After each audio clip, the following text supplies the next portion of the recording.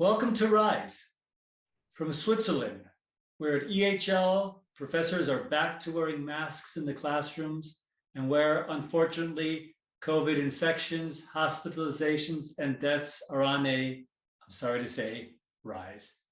I am Professor Demian Hodari of EHL Hospitality Business School, Lausanne.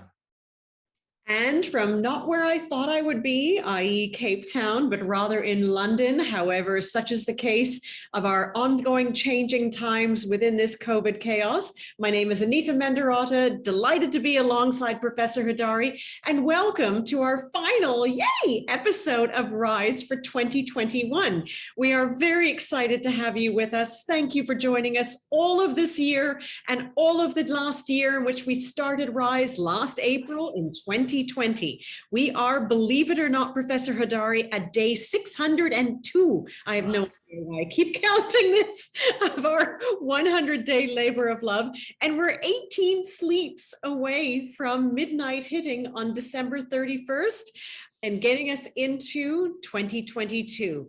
Who would have thought, sir? We are so grateful for everyone who has joined us every single episode. Thank you for being a part of our Rise community and making sure that we keep the global travel, tourism, hospitality, and aviation world focused, informed, inspired about the future of our essential industry. We're delighted to have you with us, and we thank you for joining us in this extended conversation. Today's Rise is a fun one because, as we have seen in season 4, we've had intelligence partners to amplify everything we feel everyone needs to know. So as a finale for 2021, we've got Intel on stage. Professor Hodari, tell us more about what's going to be ahead for us in this final episode for the year. Yeah, I'm so grateful to finally have some intelligence partners alongside me here on Rise. And this week we're talking about this topic, right? Another next normal. We're really going to be looking forward into the next year and say, what does this have to implications for different industries such as hotels, airlines, and wellness with our 3 intelligence partners.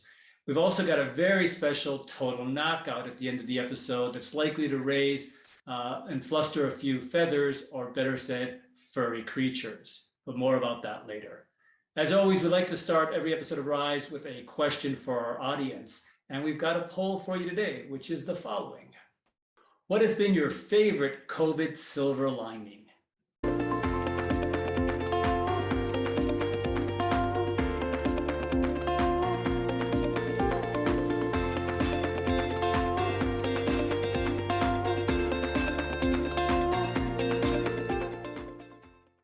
And as always, it's only the audience that's here on Zoom with us that are able to vote, but we will take a look at comments on YouTube, Facebook, and LinkedIn from our other guests, and we'll ask our 3 intelligence partners that very same question when they join us in a little while.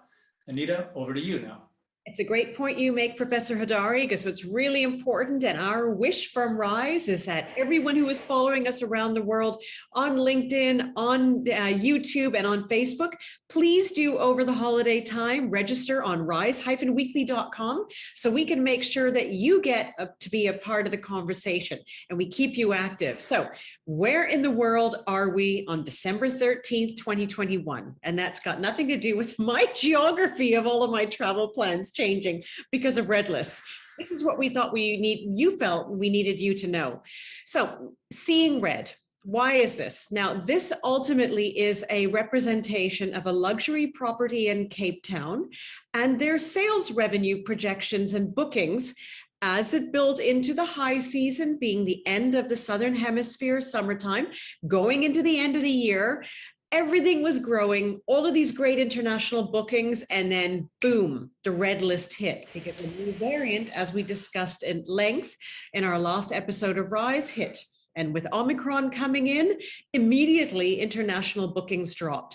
We call this out for a couple of reasons. Firstly, to see how dramatic and how immediate, even just the first night of announcement, bookings started to be canceled. Importantly, it also shifts now our focus to how do we make sure that domestic bookings can kick in? So for all the people who can't fly into a country internationally, how can we reactivate the government's call to action to say, domestic travelers, this is your chance to create a plan B. That's one element of it. But importantly, what we wanted to call out, none of us thought we would be 600 plus days into a global pandemic. It shows how difficult for the hospitality industry it is to plan staff, to plan supply chains, and just to keep the morale up.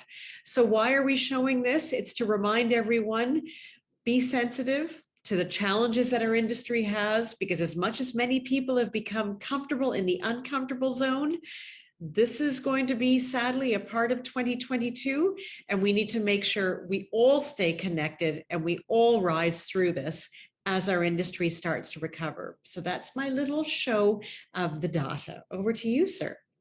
Yeah, Anita, I've got something a little bit similar actually this week. And again, trying to take a slightly personal note. Here's the occupancy that a former student of mine's hotel here in the mountains had on the books for the winter holidays, let's say 20th of December to 5th of January. And then about 2 weeks ago, when the Swiss authorities instituted some travel bans and new quarantine rules, it changed to this number: 100% cancellations. They were at 0% occupancy from one day to the next. Now, a few days later, the Swiss government retracted those travel bans, realizing that the new variant was spreading to too many countries. They couldn't really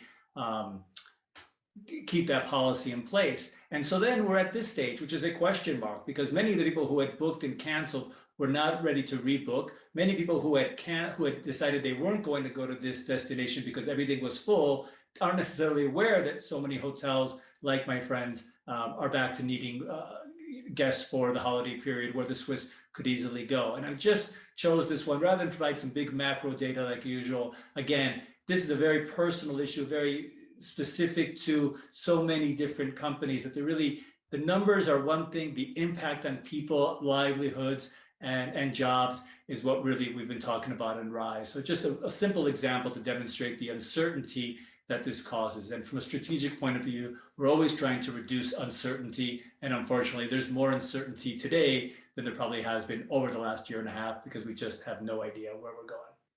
And I love the fact that you called that out, Professor, because you're not a red list country. And so it's interesting how it's happening across the world, and all of the confidence that has been built up in the last year to get people traveling again, boom, it comes down like an avalanche. So very sad, but again, it's trying to sensitize people to keeping confident, but keeping compassionate.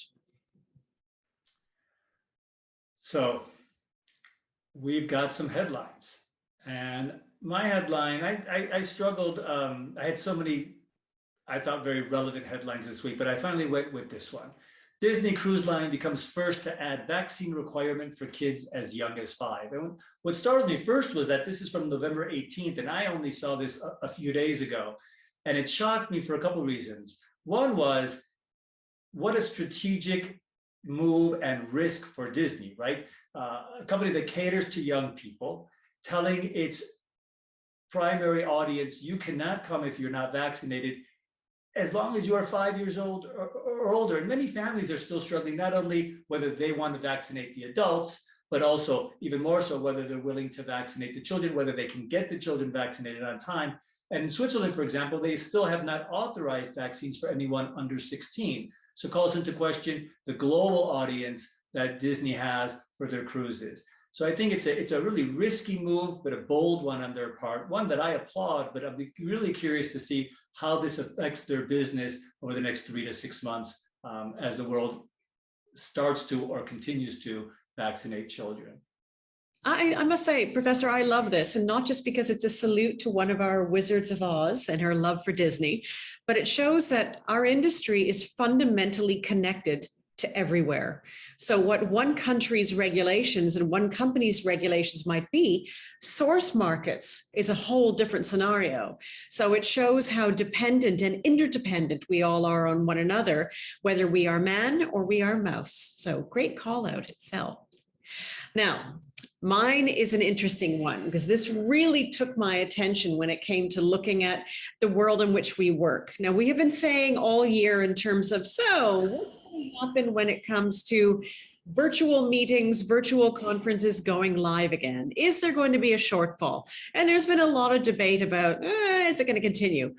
This came out last week, and it was a very much a, oh, that's interesting, not just for ourselves, but for international media in the travel and tourism space. And Skift called this out, which I loved because it was news that was breaking across the world. But Skift raised the real question mark, exclamation mark, because American Express, which is a fascinating institution, they very much are responsible for, as it says, a $5.3 billion valuation of the business when it comes to a merger that they're anticipating in 2022. This is going to be a huge shift because ultimately American Express is all about business travel. And they're going to be IPOing. And so it was a question of, fabulous, who's going to invest in this? Who invested in this? One of the investors is Zoom, who has been the hero of online meetings, online conferences for the last 18 months.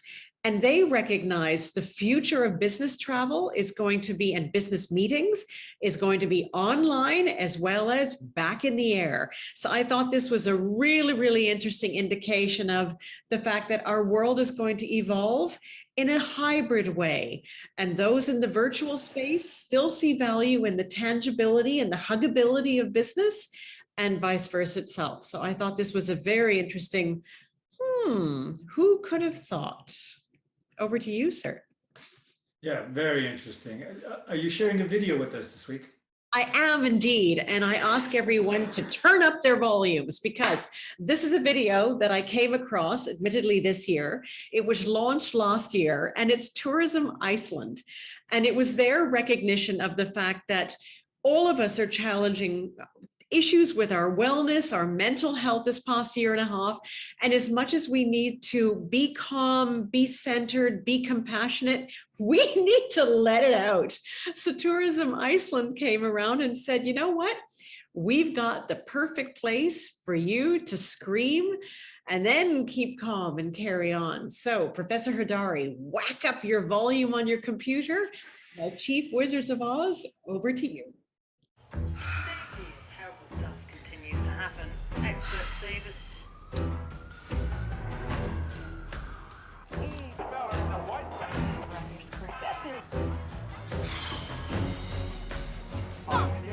Mom, yes.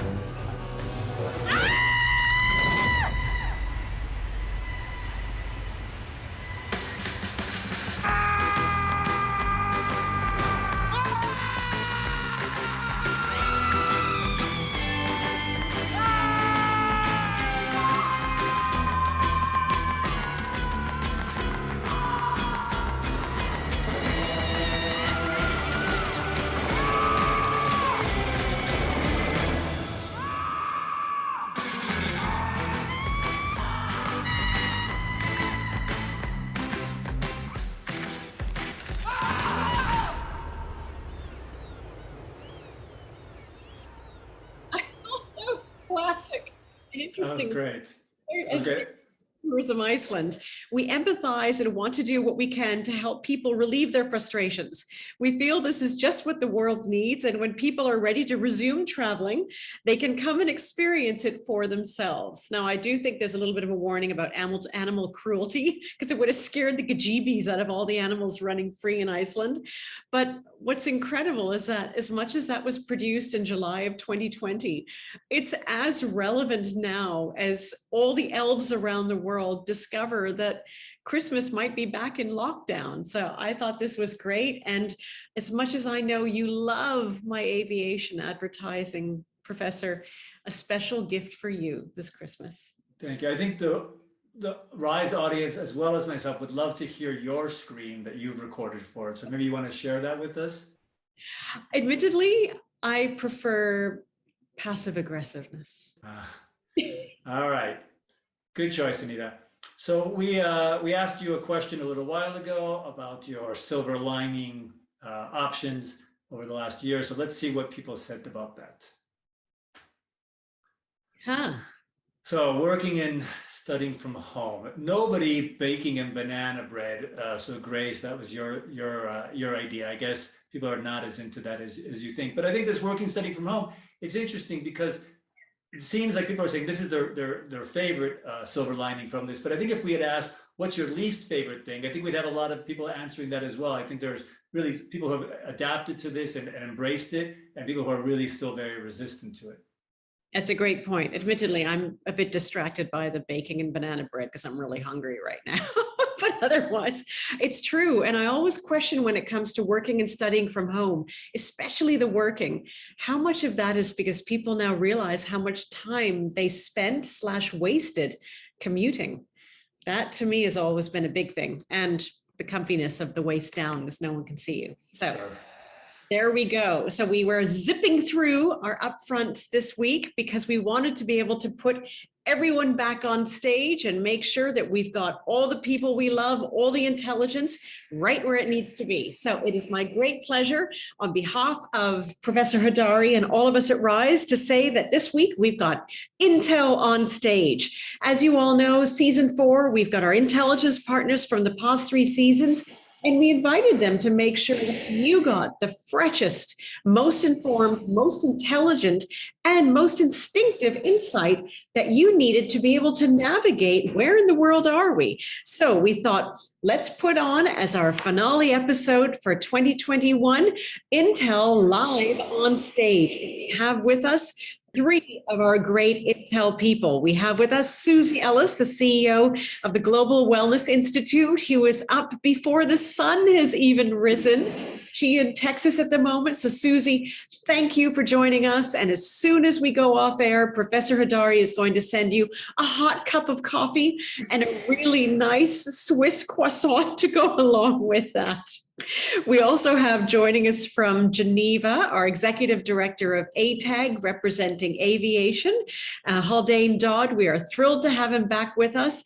And we have joining us from Nashville, technically speaking, he is CoStar's National Director of Hospitality Market Analysis, but all of us on RISE know him as our resident sweetie, Jan FREITAG. So thank you, Jan, for joining us again.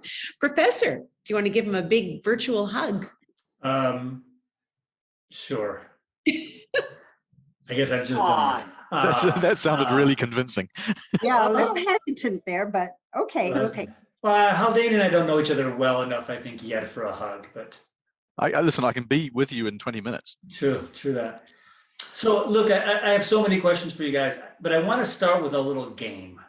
And I warned you slightly that this would happen. I'm going to read a headline. And then I'll call on one of you, and I want you to tell me if that headline is a recent headline from the last month, or if this is a headline that's a year old or more. Ready? I've got a couple of these. First one, we'll take SUSIE on the first one. SUSIE, headline: a cruise ship returns to New Orleans with 17 coronavirus cases aboard. New headline or old headline? New headline. You're correct. But we know that there's been plenty of headlines about cruises and coronavirus that were older as well. Jan, second headline for you. COVID, conspiracy and untruth drive Europe's COVID protests.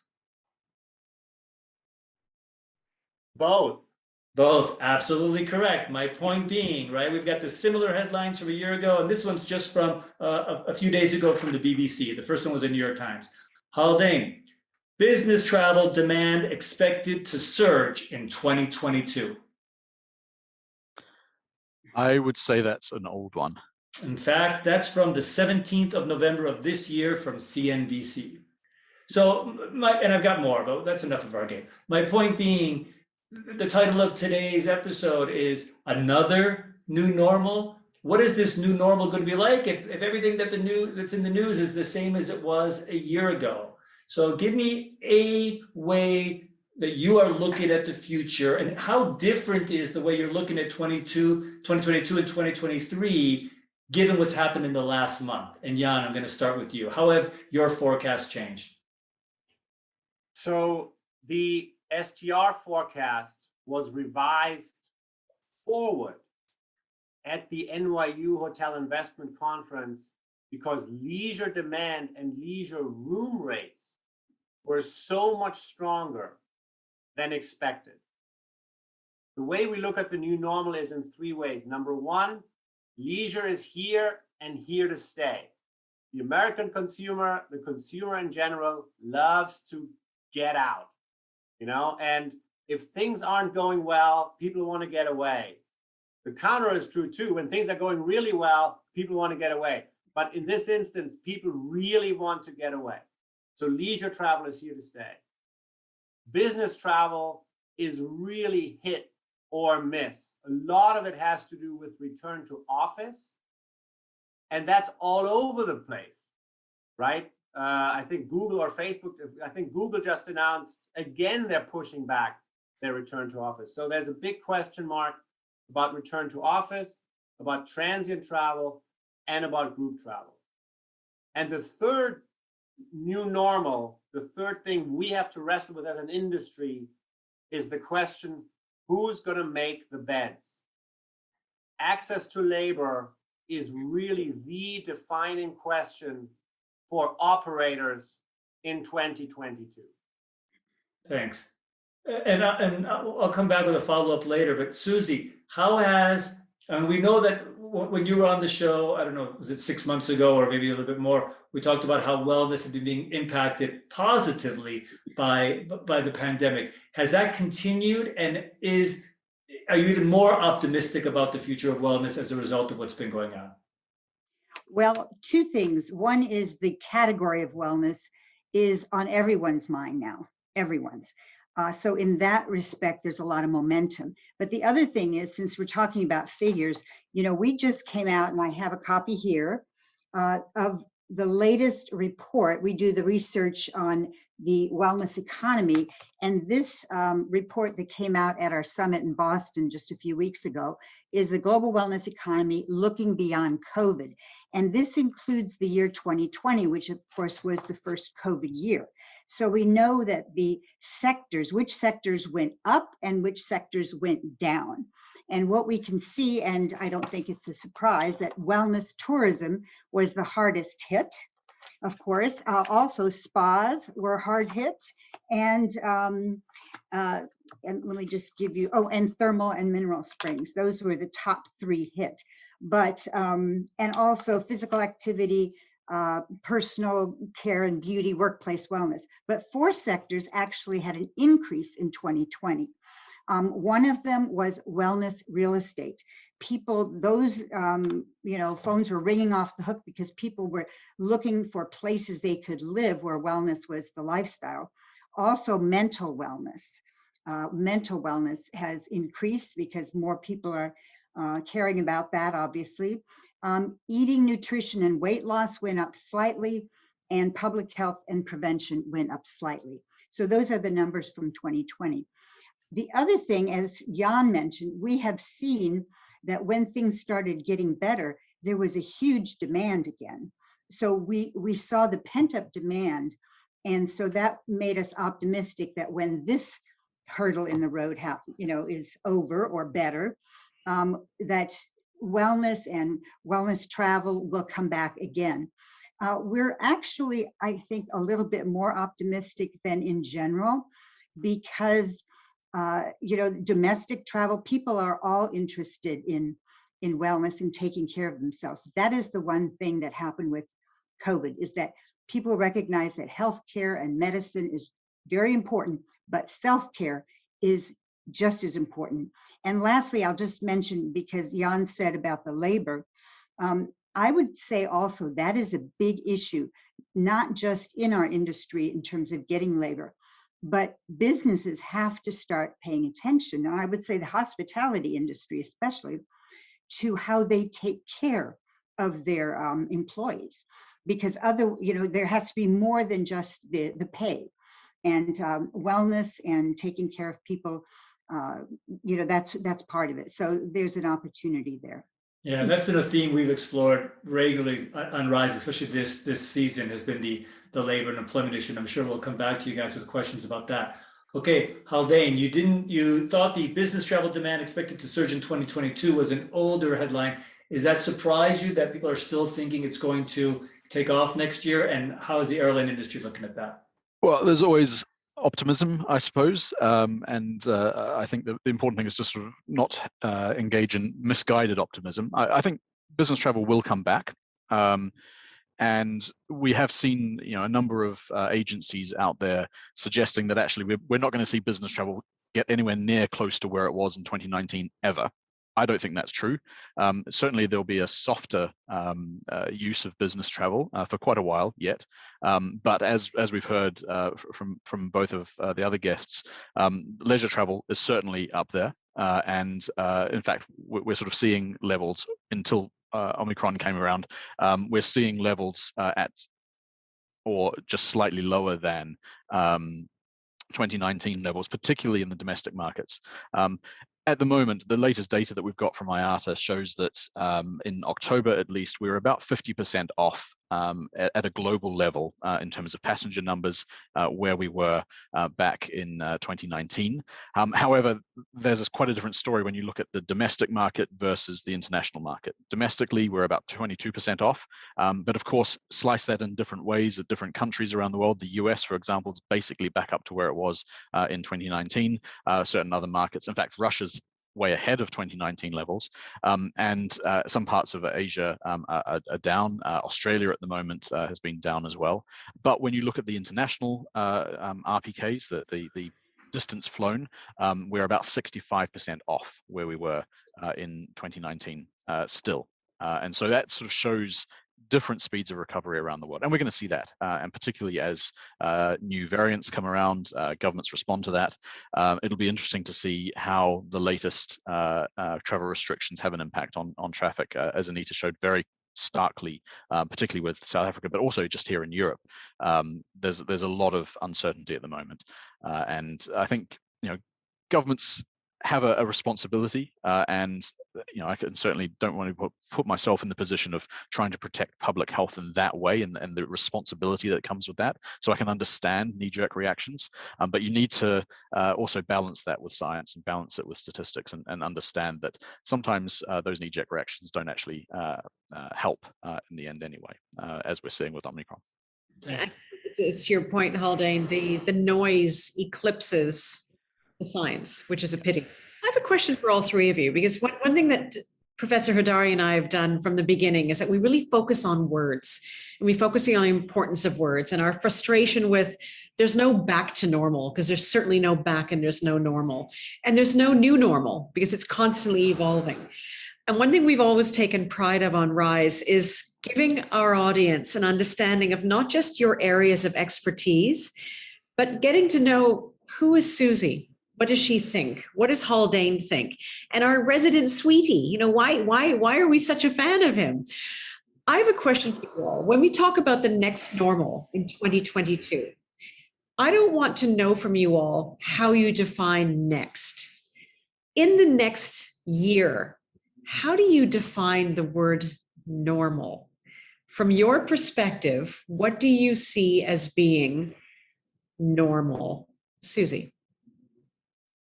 At our last summit, our theme actually was the new era of health and wellness. And I think that I don't really think about the word normal as much as, because normal makes me think that that's in relation to something in the past.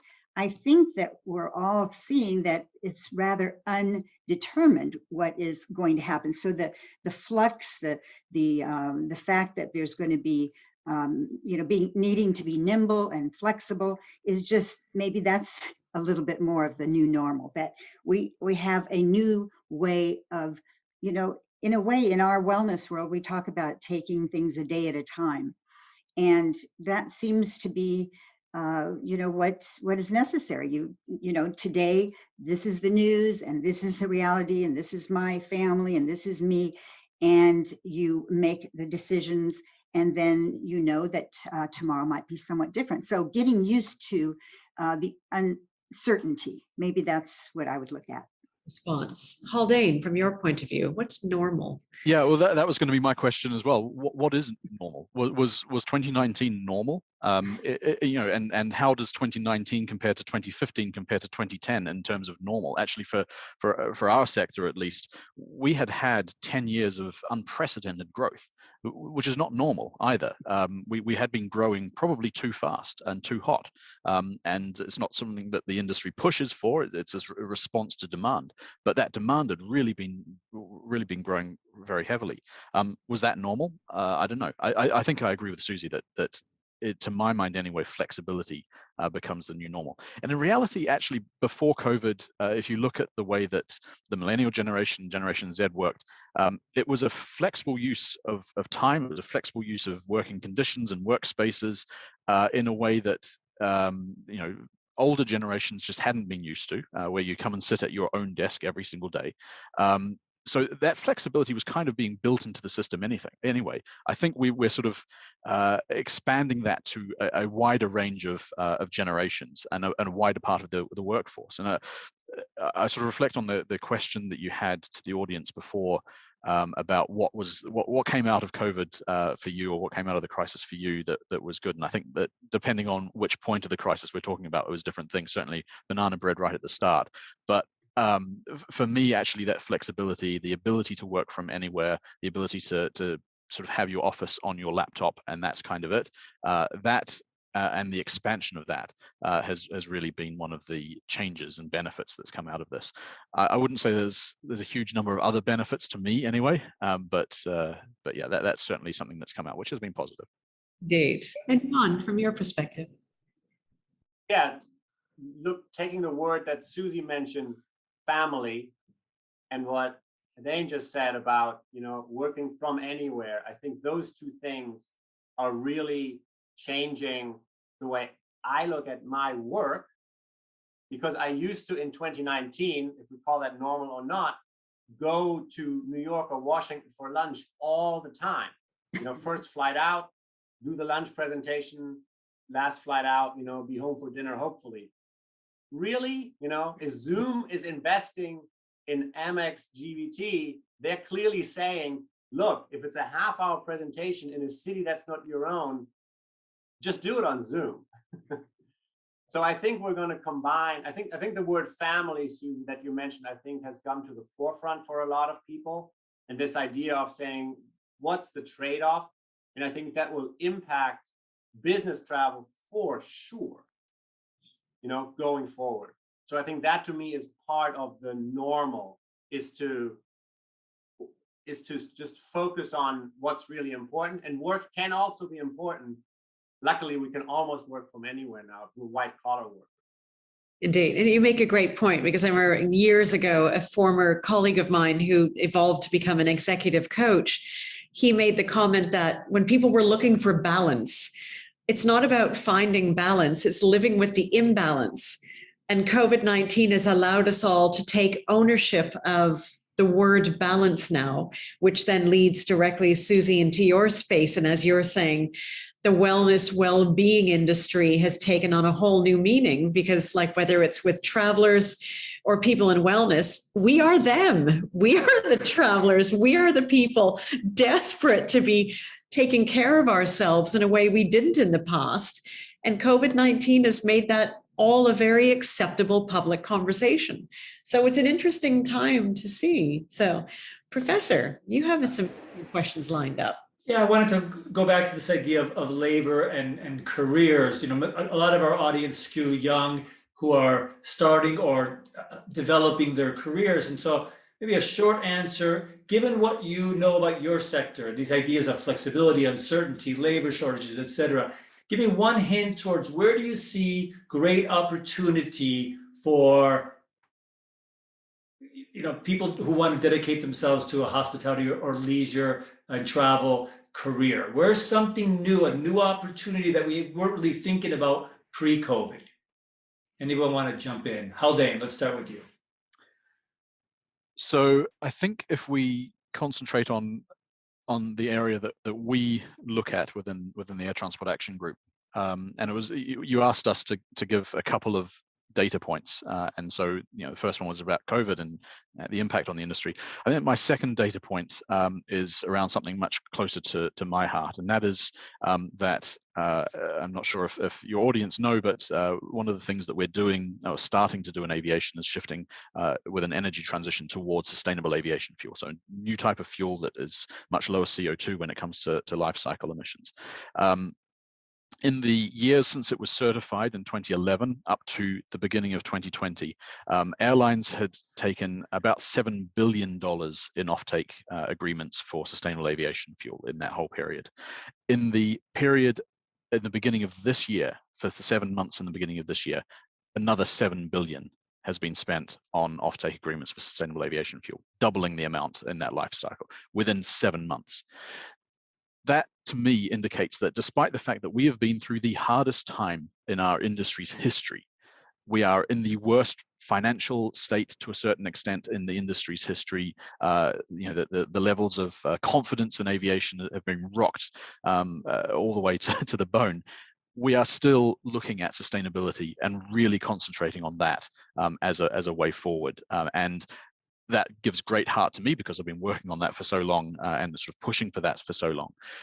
But I think that also indicates that there is going to be a huge opportunity in sustainability, maybe not just within aviation, but in travel and tourism more broadly, coming out of that. And it doesn't just go to those who are experts in the field or those that are working on specific types of fuel or engineers of new types of aircraft. It goes throughout the entire sector as well. And I would suggest actually that anybody who's looking at working in this space build in sustainability as part of their way of thinking as they go into new jobs. We're going to need operations managers, we're going to need flight crews, we're going to need all the other technical stuff. We also need people to start thinking in a more sustainable way as we move forward. Yeah, that'll definitely resonate with the students around the world. Yeah, hotel industry, not sustainability. Give me another positive and encouraging idea for people looking for careers. I mean, the sky is the limit, right? We're looking desperately for people who are willing to do frontline work and then get promoted up and up and up. I don't think it's unreasonable for a recent graduate to be an assistant general manager, in like 4 or 5 years of a limited service hotel. I think that's what the growth trajectory is, just because there are so many more hotels coming on. And we're just looking for people. This is a great industry to be in. You're going to have a tough sell there telling people that they've spent 4 or 5 years in operations to become an assistant general manager of a limited service hotel. I'm not sure, speaking honestly, that's going to be motivating for people who are already seeing jobs in operations as being unrewarding, difficult, ungrateful from customers as well as owners of companies. So I think it's a harder sell. Yeah, but you can't just graduate and become general manager. No, of course. Is that the expectation? I think it's always been a little bit of expectation. I think what's happening is the graduates are saying, I don't want to anymore go into operations. Already before, they were sort of looking away from operations and wanting jobs in consulting or banking or being entrepreneurial. And I think the crisis has exacerbated that view of the industry. Yeah, but the point is, sure, you want to do the grind in real estate or consulting. Yeah, you're going to be on the bottom rung for 10 years. I'm just saying, if you want a fast-paced trajectory for your career, operations is still where it's at. You can always go to consulting or real estate, if that's what floats your boat afterwards, because you're just such a better asset manager or consultant if you have the operational experience.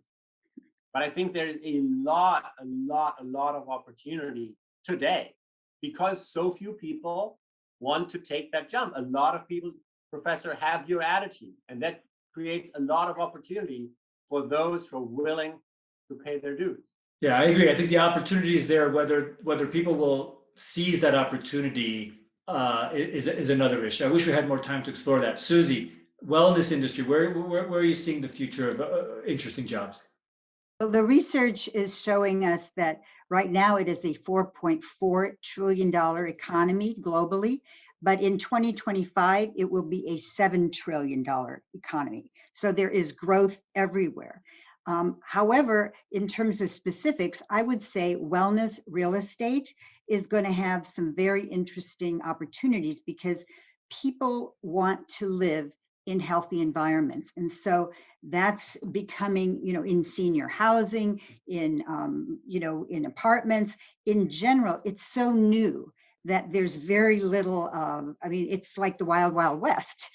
We did a symposium in New York in September, and all around the world, people are doing aspects of this, and it looks quite different in different areas, but there's no doubt that creating places where people live a healthy lifestyle, and even buildings where people work being healthy, is a huge growth area.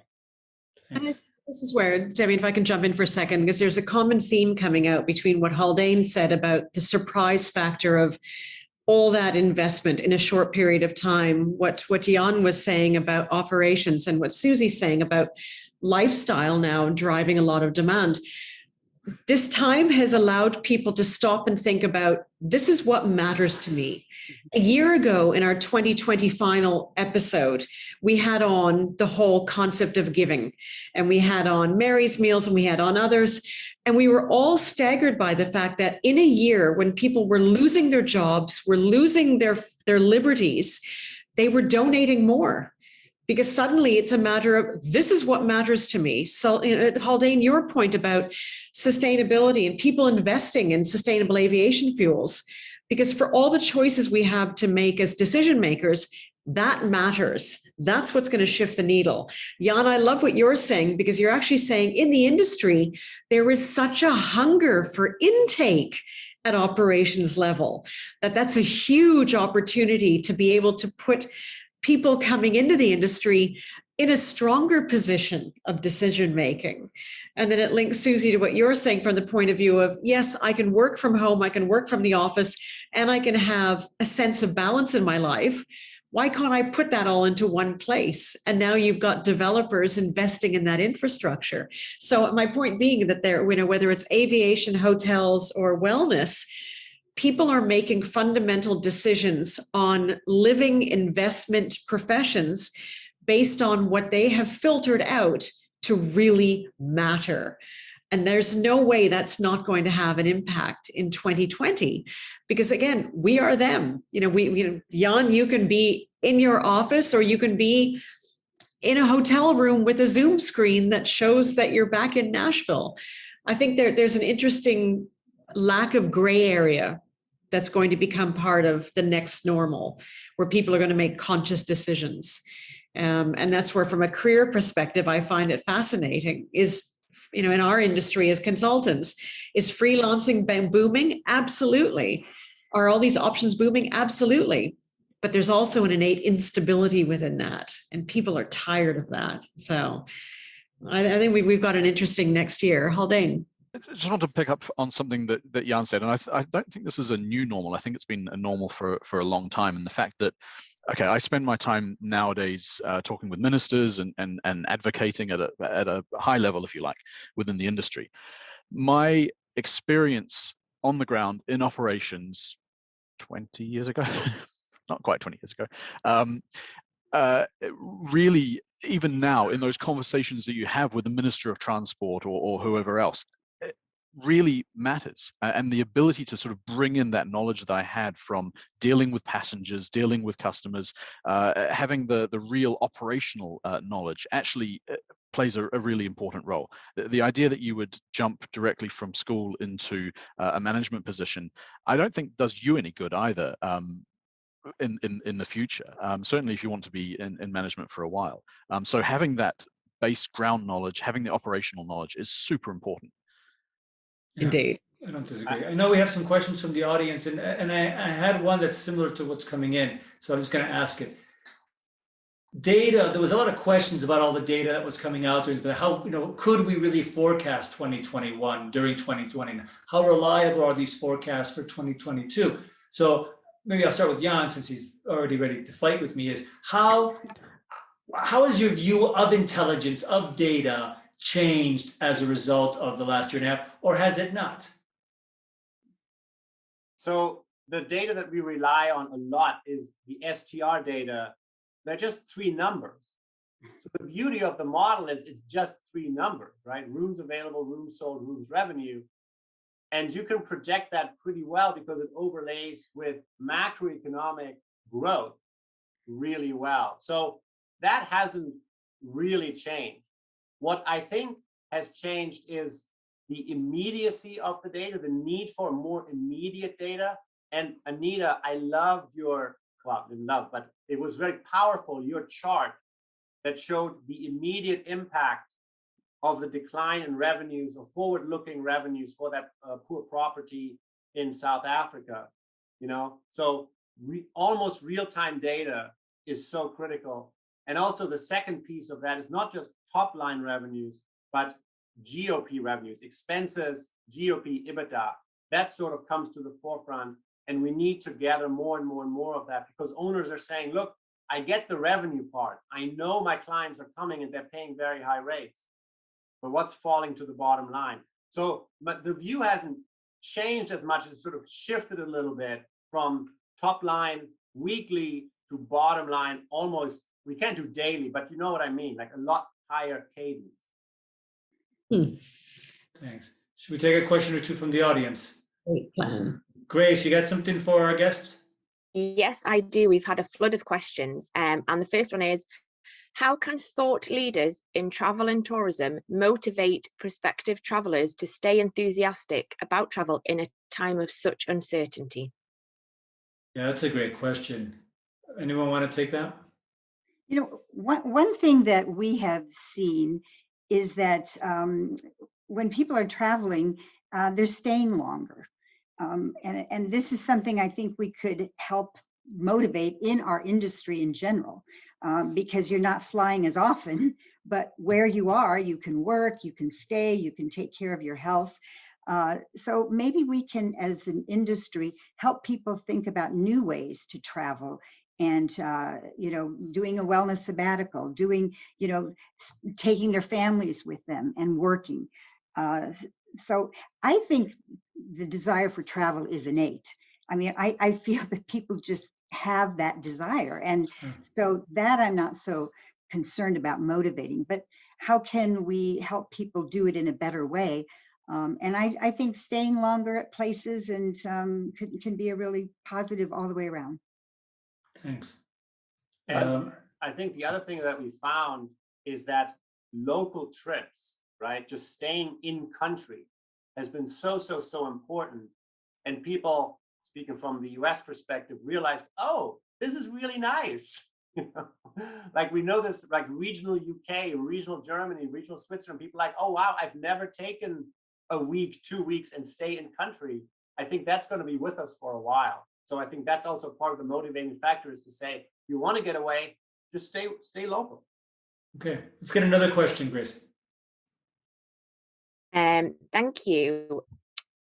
Yes, we've had, like I say, we've had quite a few questions in. So another one is, do you believe the pandemic has enhanced your connections with other businesses and corporations?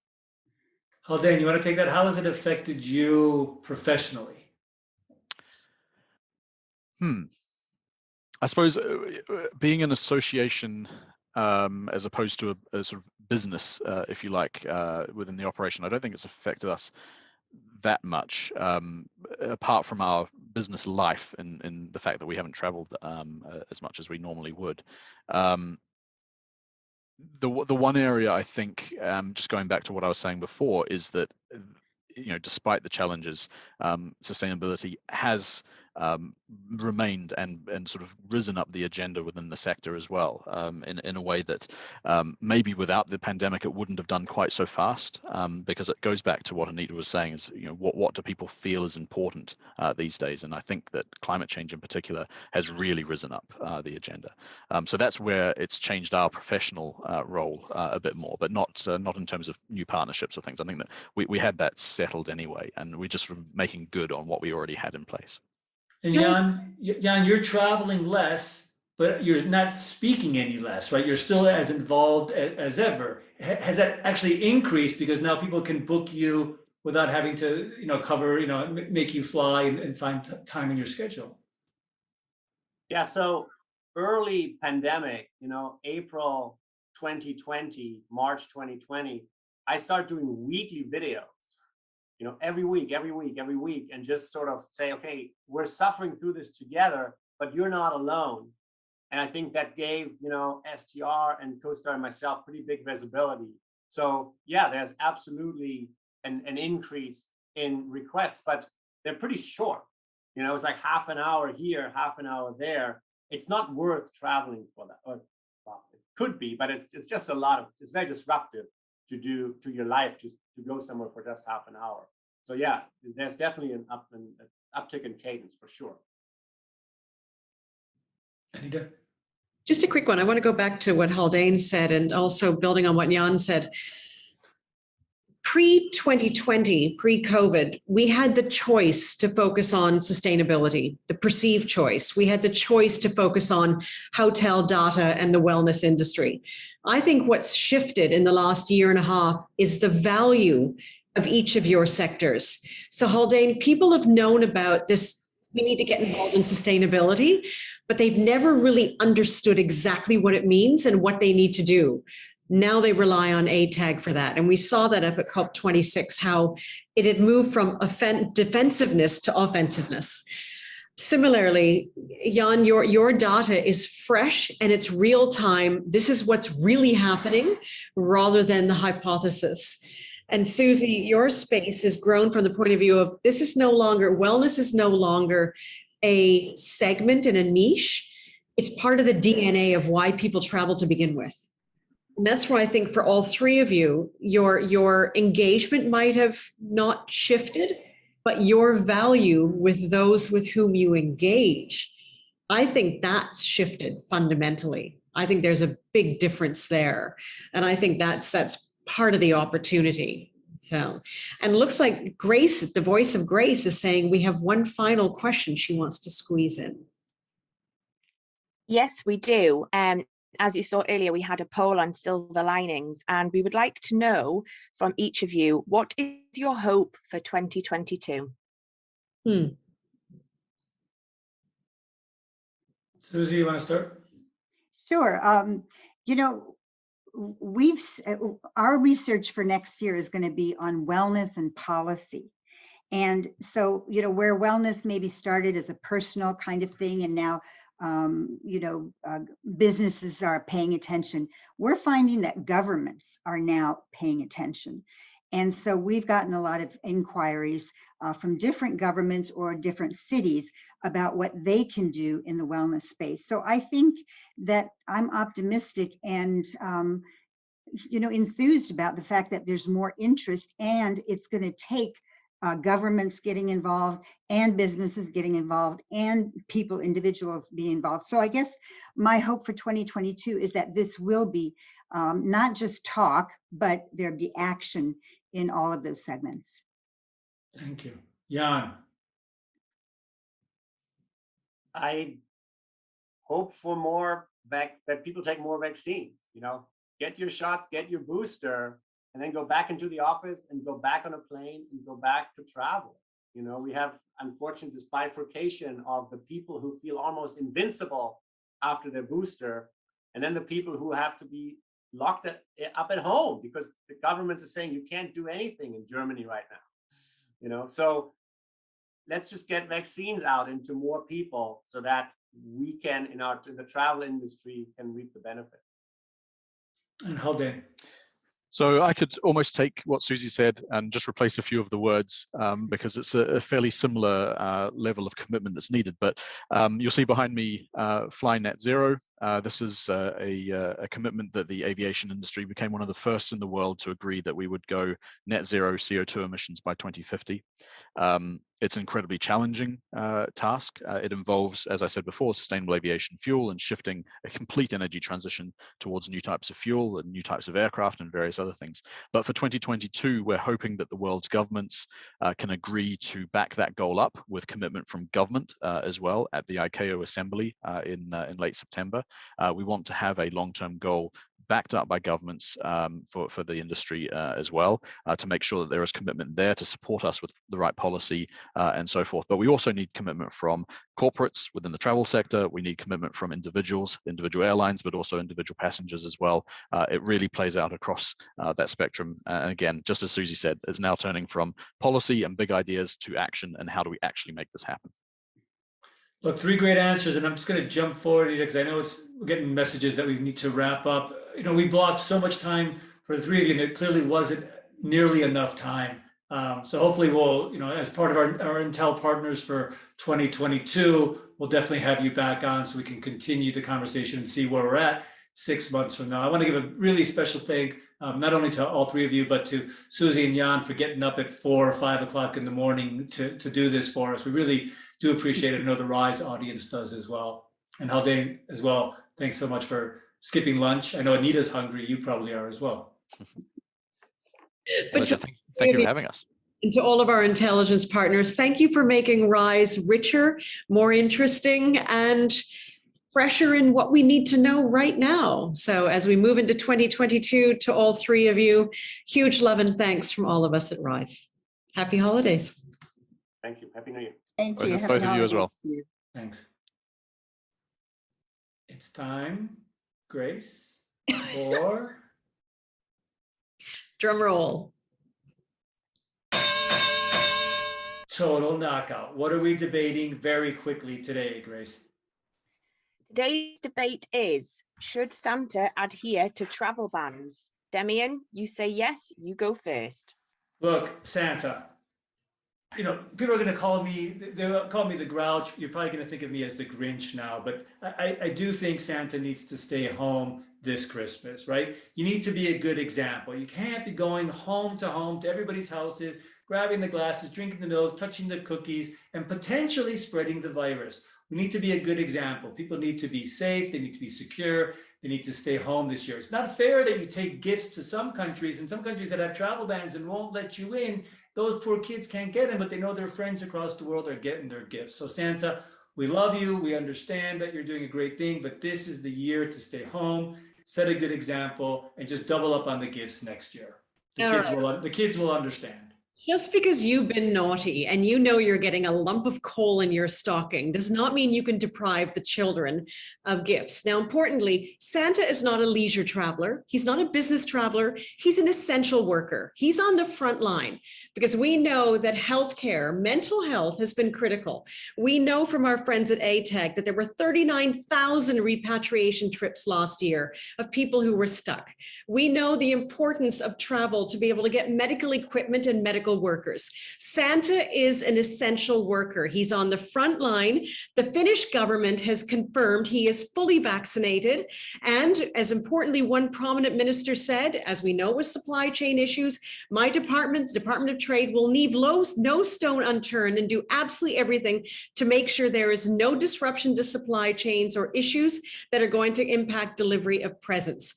The important thing is Santa is a vehicle of mental health. If, unlike you, Mr. Naughty, are downstairs trying to get a photograph of Santa, children should be asleep when he arrives, so social distancing is not an issue. It's responsible. All of the elves have been dipped in whatever vaccine they need. And if Santa doesn't show up when we've got a whole world of little kiddies upset next year, I'm blaming you. So there. Willing to take it. Let's see, Grace, where are we at with the voting?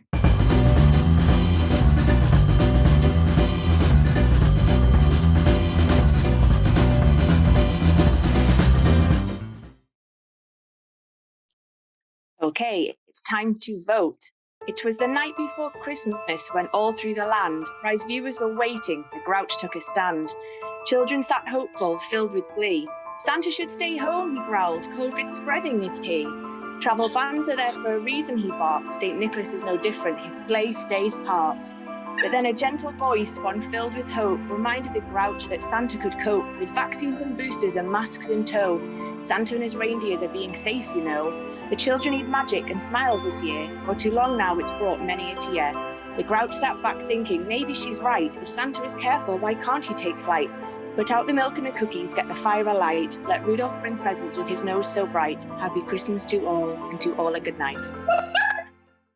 That was amazing, Grace. And I think our astute audience is noting you're not really being fair here, only letting people vote for Santa and for Anita. But I will give all my votes to Anita as well. My kids are also looking forward to Santa, and I humbly accept the defeat this week. I will give you an extra lump of coal for that one, Grouch. And Grace, you get a promotion. Oh my God, that was amazing. We had not heard that before. I want a copy of that.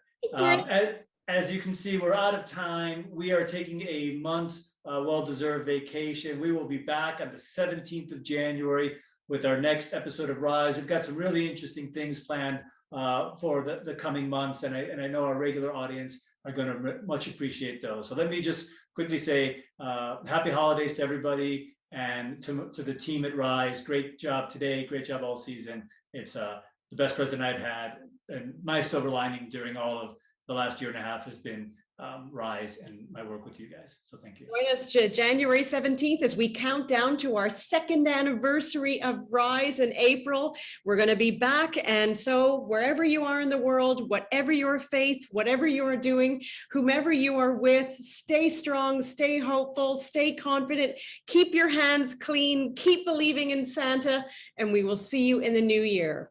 Take care, God bless, and have a very, very happy holiday from all of us at Rise. Bye, everybody. And don't skip our house, Santa. Bye-bye.